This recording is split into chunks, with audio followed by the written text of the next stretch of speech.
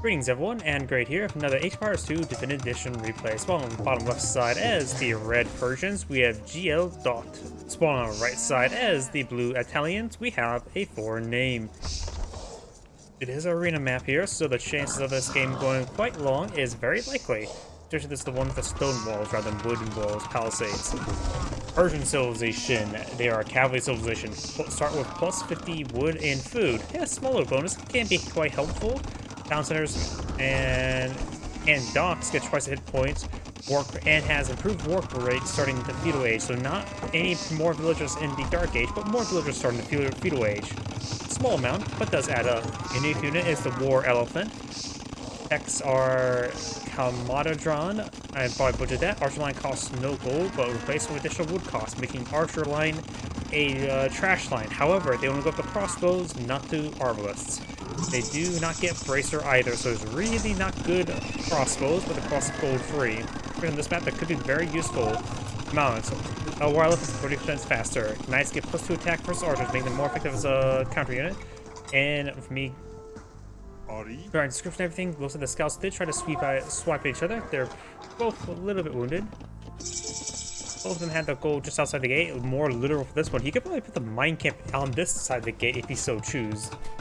By the way, let's go and cover the Italians' bonuses. Both players now have reached castle age. We've got 5 scouts versus 4 scouts. They still kill stone walls. These scouts are just trying to skirmish each other, trying to establish map dominance, claim these relics, which is very important. This is why you're seeing so many scouts on the field. It's to claim these relics. Archer and naval civilization. Advanced next age costs less. DauT university technologies cost less. Fishing ships cost less. Gunpowder units cost less. Unique techs or unique units. Genoese crossbowman was an anti-cavalry archer, and Cantonero was an anti-gunpowder unit.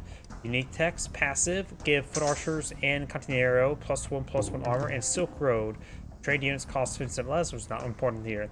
And of course, team bonus is Cantoneros become available in the Imperial Age, which could be an alternative to the militia line, because since they don't require any sort of initial cost to get going, like 2 swordsmen and other things of that sort, it could allow you to get those out cheaper rather than champion 2 swordsmen. They don't hold up too well versus champions, but at least they are decent enough. Spearman energy focused down, does get one more stab before going down, very nice. Red scouts getting overrun by blues light cavalry. Can red not get scouts? No, they can get light cavalry. And we don't see light cavalry research whatsoever. He's cheaping out. He's going to fight against the light cavalry, which are far superior than scout cavalry. They have 15 more health, 2 more attack, so they're far more superior. Red has claimed 1 relic, and blue has claimed 1 relic. Blue has a safe relic over here, so that should be easy. Red has a safe relic here as well. And now it's all going to come down to the battle for this one. Red is eyeing to push forward, try to grab this relic. Very nice. He has a second monk to help him out. Perhaps to heal him up, or more likely to pick up the relic after he dies. Hope he doesn't spill any his own blood over the Pope's blood. Got multiple towns that's being plotted over here. Blue's trying to push forward with this monk, but do got a light. Okay, Red now finally got his own light cavalry research, and the other monk scheme's good healing there. The spearman could need to make. He needs to sculpt this monk with relic a little bit better. He could push forward with that spearman to that other relic, and looks like Red's scout does take out a monk right there. Light cavalry does go down. Oh, he did actually pick off that monk right there. Don't go for this relic. Go for this relic. This is the more contentious one. So it looks like if Red secures this last relic there, he will have a slight relic advantage. Nothing too significant. I don't think Red's going to get an opportunity to capture this one here. Got 8 scouts here versus 9 scouts and 1 spearman. Red's a little bit more wounded, but that single spearman will make a difference. And now got a conversion going on right there. Scout trying to charge him forward. Maybe he'll grab a monk there. Nope. Or like how we did. We got this guy converting as well. He still has all of his conversion faith. Unable to get the conversion off there, and blue does lose all of his light cavalry. So this monk could be captured. Red's going for it. Capturing this is a big deal. We don't see any Genoese crossbowmen on the field, nor a castle. And what is blue eyeing to get?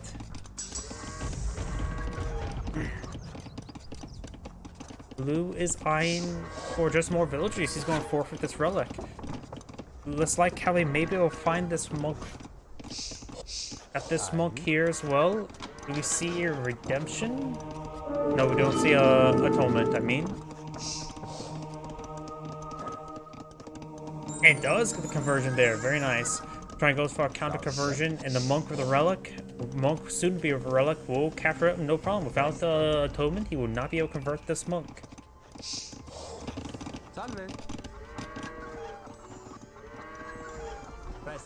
He has another monk in this region, so he does have a buddy to pick up this relic if he so gets picked. And let's fast forward for the time being, since right now it's on escort duty and monks with relics are relatively slow. Or monks in general are relatively slow. Right now we do have... Red has a superior villager number by a far margin as well, so blue is behind.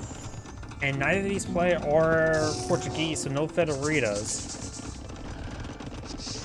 Siege Workshop's going up, he may be eyeing for something. He's now getting Bloom and Imperial Age. It feels weird seeing Bloom right now.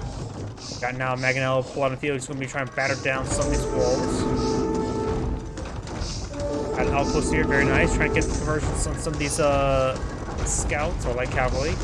And now you got the castle going on up. Got Imperial Age for red now. Blue's Imperial Age is now complete. Wall will be battered down, but the castle will go up. Let's take up the scout there as well as some of these outposts. That scout does try to charge forward, does not get the monk there. Another castle here for the Persian player. We may actually see war elephants at current rate. Genoese crossbowmen in the build queue. Genoese crossbowmen will be a good item at this moment in time, as well as hand cannoneers. Hand cannoneers are an anti-infantry tool, while Genoese crossbowmen are anti-cavalry tool. It does get a number of them queued up inside of the castle now. They do have less range. He does have even bracer research, so he does have bracer research. So it should be a range of 7. I think the trash crossbowmen his opponent can build can only go up to 6 range with a bodkin arrow. Or was it 7 range? I forget exactly. Either way, the Genoese crossbowman should be more effective on 1-on-1 versus the trash crossbowman, especially if he gets passives research, giving them additional armor.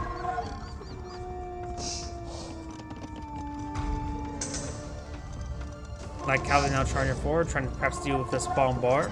Siege Workshop not being prepared enough. Like how he does pushing forward. Genoese crossbowmen do have currently 7 range. They do also have a 7 attack and 3-2 armor. I guess conversion there takes off the monk there. Very nice. Genoese crossbowman currently has 10 damage. These crossbowmen only has 8 damage and 7 range, so they have the same range, less melee armor, less health, and less damage, and of course less bonus damage. Also a good number of hand cannoneers here, so we've got a very, very good range force for the Italian player. And now the castle is under siege. Can we see bombards for red as Persians? We can get bombards as Persians. We do have a bombard being pulled out here. And this gold is under threat there, so the Italian player only has a limited amount of gold to work with before he will run out. He actually does have still gold supply there. So, but he could still eye to create this forward gold deposit there, just make sure he gets it claimed on up. Bombard's gets great damage on in. Genoese crossbowman against the crossbowman. I think he does have the trash technology at the current rate. Hand cannoneers firing away, gains some great damage there. Hand cannoneers have 7 range as well.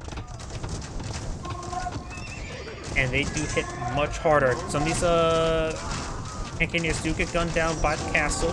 Now got the hand cannoneers and Genoese crossbowmen engaging. Like cavalry trying to charge forward. They do pick off one of the hand cannoneers. The Genoese crossbowmen is being picked off one at a time. Honestly, having just these crossbowmen just charge forward and just absorb a lot of shots wouldn't be half bad, but the bombards do pick up the cannon there, the trebuchet there, and the bombard. Another outpost being employed by the Italian player. Will have 3 that will give him some good Genoese crossbow production. And does get a great hit right there. Maginot does go down, and now the outpost will go down as well. Trebuchet now engaging. Trebuchet's, of course, have much better range than bombards, and do have this villager repairing up these bombards now. Looks like got the Hussar upgrade for red at the moment. What is blue eyeing? Just more villagers, hand cannoneers, bombards, Genoese crossbowmen. Going for a nice range composition. Let's go on the bombards there with this bombard. Genoese crossbowmen and the hand cannoneers trying to engage. Let's see, can the Italian player get siege engineers? No, he cannot get siege engineers. He can't get many siege assets. He doesn't have the thumb ring yet either. I'm assuming that affects Genoese crossbowmen. He does not have the passive research just yet. He only has his level 3 Pierce armor right there, and there's the passive technology. It provides a passive buff for his Genoese crossbow, and so is Cantonero. Let's see, can the Persian player get hand cannoneers? He can't get hand cannoneers, so Cantoneros could be useful at some point in time. Now we do have a massive wave of Hussars pushing forward. Of course, Genoese crossbowmen do bonus damage versus towards them. Some of these hand cannoneers are being picked on off. Crossbowmen and Hussars are advancing forward, trying to overrun these forces, trying to get to these bombards. Got stable being put on the front line. Bombards now getting hit. There's defensive castles here. Unless the bombards may go down, the Hussars will go down in turn. Actually, no, not as only one of the bombards will go down. The other, all the Hussars have gone down. Crossbowmen are engaging these crossbowmen. Passives have been research giving 5 or 6 pierce armor for these Genoese crossbowmen, or just 5 pierce armor, which will absorb, make these crossbowmen do 3 damage per hit. That is getting to a very small amount of damage onto the Genoese crossbowmen. So they're going to be very cost effective versus these crossbowmen, barring the fact that they cost gold. Like how they're charging forward. They will be used for these Hussars, so the Hussars are not a great counter to these Genoese crossbowmen. He may just want to go for some more Magnos, but of course he's fighting against bombards as well. So overall, blue's covering spaces. We've just got crossbowmen and light cavalry or Hussars on the build field, so it's bombards going for court architectures. Right now, it looks like Red just needs more production structures. He has lots of queued up. Generally, you probably want enough production structures so everything is just one. But that, of course, that would take a lot of infrastructure. Honestly, just doubling the amount of crossbow and stables or archer range and stables will probably be just enough for that. I like how they're starting to go on down there. Genoese crossbow advancing forward, gets a good bombard hit there. Hussars advance forward, trying to get some damage over these forces. Blue just having trouble massing the army now, isn't he? He's just doing like cavalry. He doesn't have. He still has gold over there. Not all of them actually collecting. He's having trouble maintaining crossbow production. He just simply does not have enough production at the moment now, does he? Right now, his opponent is just going for straight trash. I think he's just his plan is to bleed his opponent dry. He has Hussars and crossbow, and that's wood and food. I think he's just trying to bleed his opponent with just trash, and so when he starts investing gold and stuff, he will be very good. He does have a small reserve of gold. Blue has no real reserve of gold.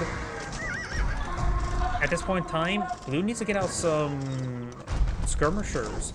He can't get elite skirmisher tech. They can be fully kitted out elite skirmishers.